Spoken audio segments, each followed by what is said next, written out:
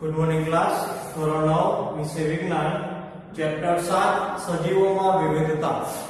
હવે આજે આપણે પૃથ્વી ઉપર અને પાણીની અંદર જોવા મળતા વિવિધ સજીવો, તેમના લાક્ષણિકતાને આધારે, ખાસ તો તેમની શરીર રચના અને એના વિભેદીકરણને આધારે આપણે જે વર્ગીકરણ કરેલું છે તેનો અભ્યાસ કરવાનો છે.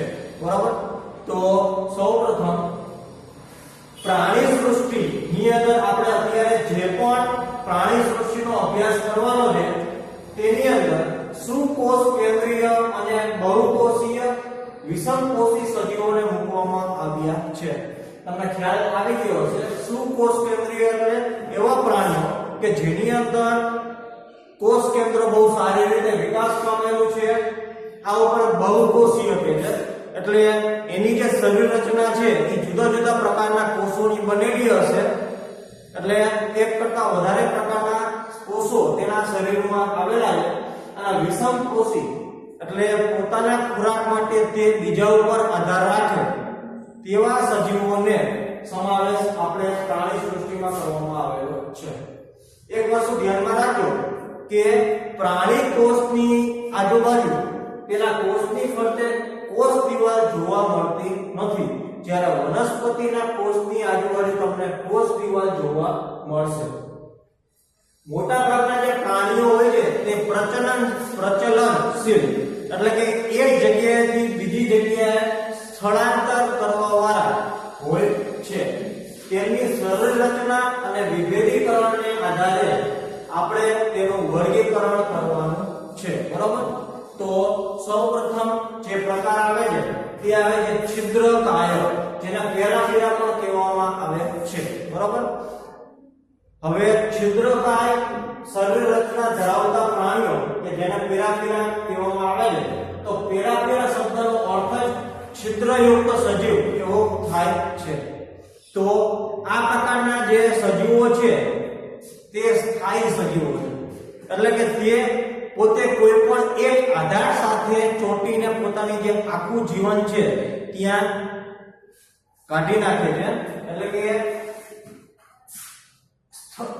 એક જ જગ્યાએ સ્થાયી જીવન જીવતા જે સજીવો છિદ્રયુક્ત છે તેમના સંપૂર્ણ શરીરમાં અનેક છિદ્રો જોવા મળે છે. આ છિદ્રો શરીરમાં હાજર નલિકા તંત્ર સાથે જોડાયેલા હોય છે, જેના માધ્યમથી તે પાણી, ઓક્સિજન અને ખોરાકનું વહન કરે છે. તેઓનું શરીર કઠણ આવરણ અને બાહ્ય કંકાલ દ્વારા ઢંકાયેલું હોય છે. સામાન્યતઃ વાદળી કે સ્પોન્જિલાના નામથી ઓળખાય છે તેવી શરીર રચના તેઓ ધરાવે છે. તેઓ મોટે ભાગે દરિયાઈ નિવાસસ્થાન ધરાવે છે. સાયકોન, યુપ્લેટેલિયા અને સ્પોન્જિલા છિદ્રયુક્ત સજીવોના નામ છે. બરાબર? હવે છિદ્રયુક્ત સજીવોમાં ખાસ તો જે ટોપિક આપણે ધ્યાનમાં લેવાના છે કે તે એક જ આધાર સાથે જોડાય અને પોતાનું જે જીવન છે તે વ્યતીત કરે છે. તેનું સંપૂર્ણ શરીર, તેના સંપૂર્ણ શરીરમાં અનેક છિદ્રો આવેલા હોય છે, જેના માધ્યમથી તે અને આ છિદ્રો છે તેના શરીરની અંદર નલિકા તંત્ર સાથે જોડાયેલા હોય છે કે જેના દ્વારા તે પાણી, ખોરાક અને ઓક્સિજન ની પોતાની જરૂરિયાત છે તે પૂરી કરે છે. અને ધ્યાનમાં રાખજો કે છિદ્રયુક્ત મોટા ભાગના જે સજીવો છે તે દરિયાની નિવસન તંત્ર સાથે જોડાયેલી રચના છે. બરાબર?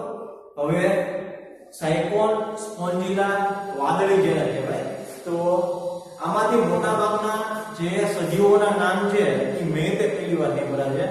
એટલે હવે દરિયાની અંદર જે જોવા મળતા સજીવો છે એ તમે ઘણીવાર ડિસ્કવરીમાં જોયા હશે. બરાબર? અથવા અમુક નામ જે ટેક્સ્ટ બુકમાં આપેલા છે, એની આકૃતિ આપેલી છે, તો એવા સજીવો તમે પહેલી વાર જોયા હશે, તેના વિશે પહેલી વાર જાણતા હશો. તો ફરજિયાતપણે તમારે ફરજિયાત એક તો એની કેટેગરી છિદ્રયુક્ત છે તો પેરાફિરા. બરાબર? આ ઉપરાંત તેની શરીરમાં આવેલી લાક્ષણિકતા, જેમ કે આપણે છિદ્રયુક્તની વાત કરવામાં આવે તો તે એક જ આધાર સાથે પોતાનું જીવન વ્યતીત કરે. તેના શરીરમાં અનેક છિદ્રો આવેલા છે કે જે અંદરની નલિકા તંત્ર સાથે જોડાયેલા છે અને કે જેના દ્વારા તે પોતે ઓક્સિજન, પાણી અને પોતાનો ખોરાક છે તે જરૂરિયાત પૂરી કરે છે. બરાબર. અને મોટે ભાગે દરિયા નિવસન તંત્રમાં જોવા મળતી રચના છે. અને બે ઉદાહરણ, આટલી વસ્તુ ખાસ એની શરીરની લાક્ષણિકતા ક્યાં જોવા મળે અને ઉદાહરણ, આટલી વસ્તુ તમે યાદ રાખશો એટલે ઓટોમેટિક જે આ પ્રકાર છે છિદ્રકાય સૃષ્ટિની અંદર જોવા મળતી રચના તો એ તમને યાદ રહી જશે. પછી બીજા નંબરે છે કોષ્ઠાંતરી કે જેને નિડેરિયા પણ કહેવામાં આવે છે. આ પ્રાણીઓ જલીય નિવાસ ધરાવે છે. તેઓની શરીર રચના પેશીય સ્તરની હોય છે અને તેઓમાં એક દેહગુહા જોવા મળે છે કે તેઓનું શરીર બે સ્તરનું કોષીય સ્તરોનું બનેલું હોય છે. બે સ્તર એટલે એક આંતરિક સ્તર હોય અને એક બીજું બાહ્ય સ્તર હોય.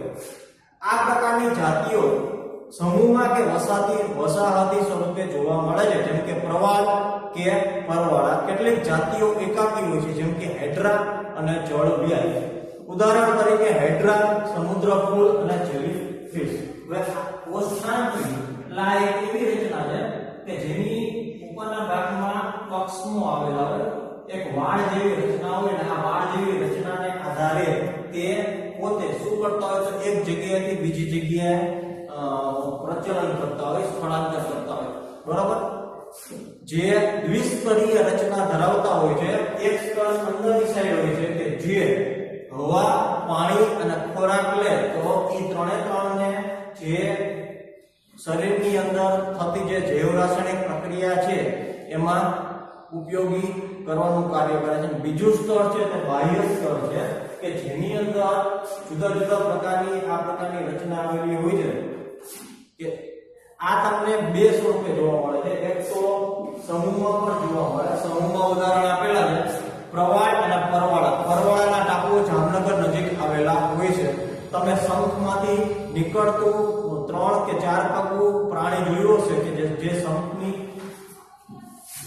શંખ હોય આવું પ્રાણી જોયું હશે કે જે પોતે જગ્યાએથી બીજી જગ્યાએ પ્રચલન કરતું હોય અને શંખને પાછળની તરફ ધકેલતું હોય. એને પણ કોષ્ઠાંતરી કહેવામાં આવે છે. આ ઉપરાંત એકાકી જીવન જીવતા હોય તેવા છે હાઇડ્રા અને સમુદ્ર ફૂલ. બરોબર. એના પછી આવે છે પૃથુકૃમિ. તેમના શરીર દ્વિપાર્શ્વ સમમિતિ ધરાવે છે અથવા તો આ પ્રાણીઓના શરીર જમણી અને ડાબી એવી બે સમાન સંરચના ધરાવતા ભાગો ધરાવે છે. તેઓ 3 સ્તરની કોષીય રચનામાં વિભેદ થયેલા હોય છે. માટે આવા પ્રાણીઓને ત્રિગર્ભસ્તરીય જૂથ કહેવામાં આવે છે. હવે ખાસ ધ્યાનમાં રાખજો કે બે પ્રકારની શરીર રચના ધરાવતા હોય છે, ડાબી અને જમણી બાજુ. અને આમની પૃથુકૃમિ એટલે એક જાતના પટ્ટીકૃમિ પણ જેને કહેવાય.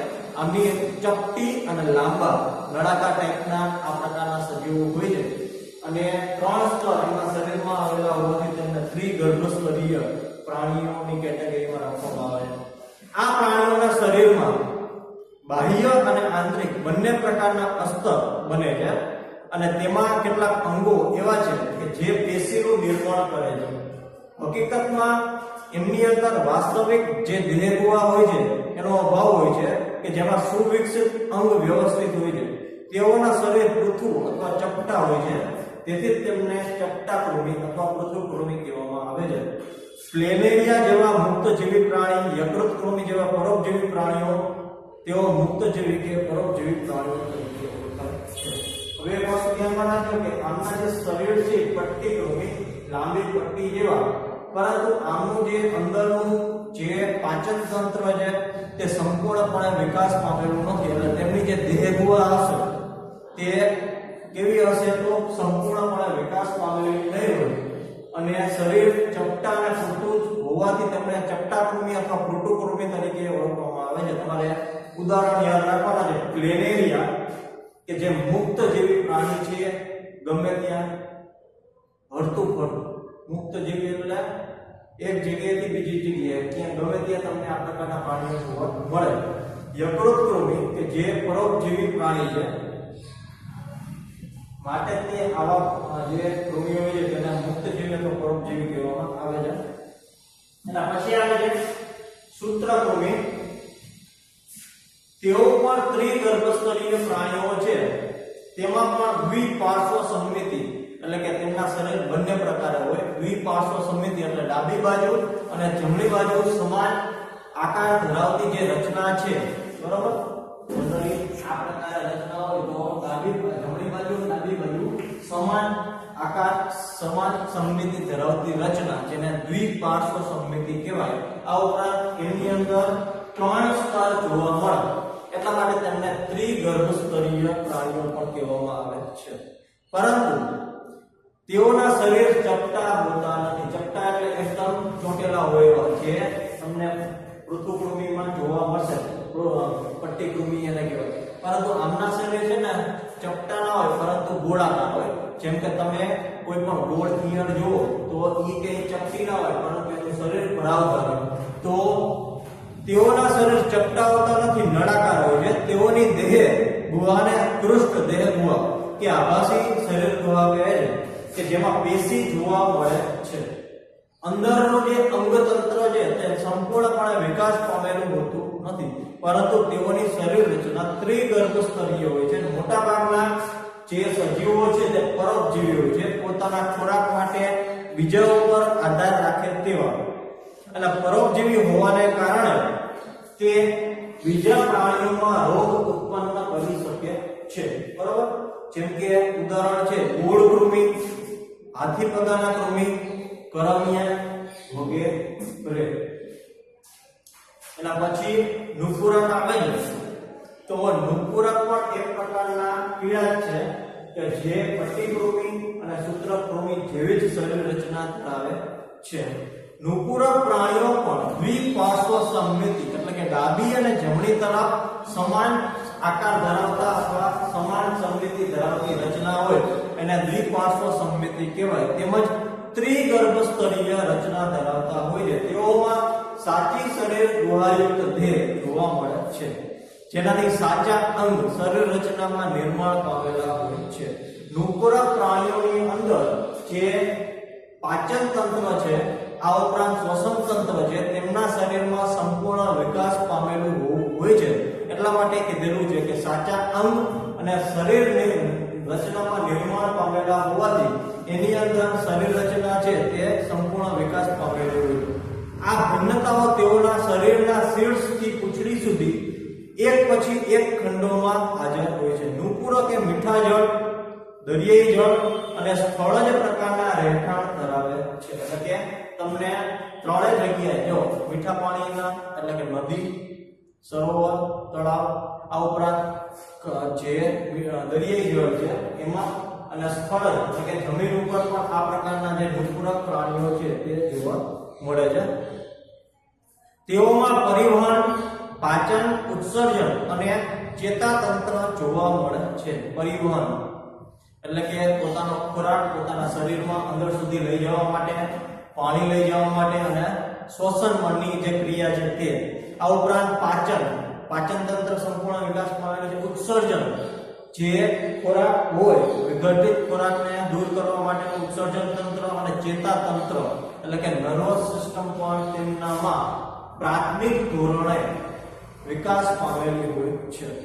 અળસિયું, રેતી કીડો, જળો વગેરે તેના ઉદાહરણ છે.